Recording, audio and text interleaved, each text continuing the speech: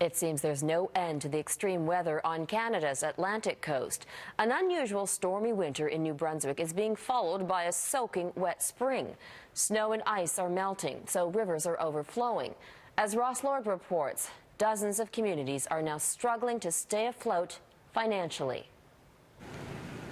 After each flooding episode in New Brunswick, the trail of destruction grows. The government says damage to roads and bridges is in the millions of dollars. That's tough to swallow in a province already drowning in debt. But the impact is not just financial.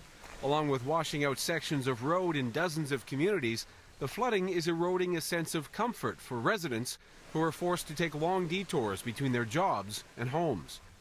Certainly, I think a lot of people are concerned about what would happen in the event of an emergency, and emergency vehicles need to get around. I know a lot of people are worried about that. A 50-meter chunk of road collapsed in this community, with floodwaters leaving a large pond of mud in their wake. There were no injuries, although more than 50 people were asked to evacuate.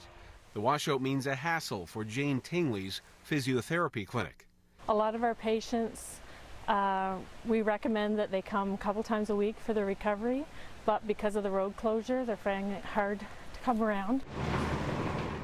Crews are working to fix the damage, but some transportation routes will take weeks to reopen. New Brunswick is asking the federal government to help pay the bill, but the final tally could get even higher. Authorities warn milder weather and rainfall could create more flooding from ice jams and rising water levels.